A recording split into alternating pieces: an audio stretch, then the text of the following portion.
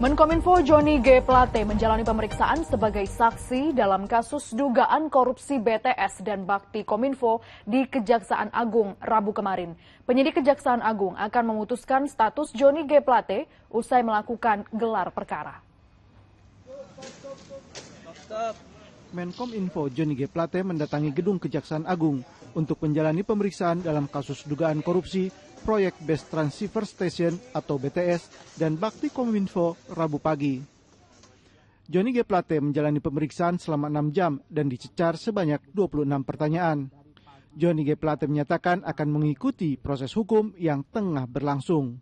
Keterangan-keterangan yang diberikan adalah keterangan-keterangan yang saya tahu, ya, yang saya pahami, dan yang menurut saya benar sebagai saksi.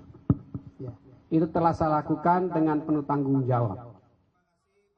Usai pemeriksaan untuk yang kedua kalinya ini, penyidik Kejaksaan Agung akan melakukan gelar perkara untuk memutuskan status dan posisi Johnny G. Plate. Kejagung juga akan segera memeriksa adik Johnny G. Plate, yakni Gregorius Alex Plate. Gregorius sudah mengembalikan dana sebesar 534 juta rupiah terkait kasus tersebut.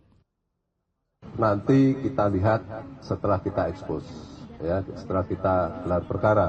Tapi yang jelas itu dana dari Bakti.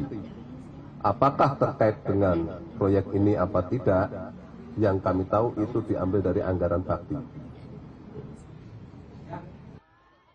Sementara itu menanggapi pemeriksaan terhadap Menkominfo, Presiden Joko Widodo menyatakan akan menghormati proses hukum yang ada. Ya, kita hormati. Semua proses hukum kita hormati. Semua proses hukum kita hormati. Terhadap siapapun. Ya. Saat ini Kejaksaan Agung telah menetapkan 5 tersangka sejak Januari lalu. Di antaranya Direktur Utama Bakti Kominfo, tenaga ahli, dan pihak swasta lainnya. Kini tak hanya dugaan korupsi, Kejagung juga menemukan dugaan tindak pidana pencucian uang. Tim Liputan 6 SCTV melaporkan dari Jakarta.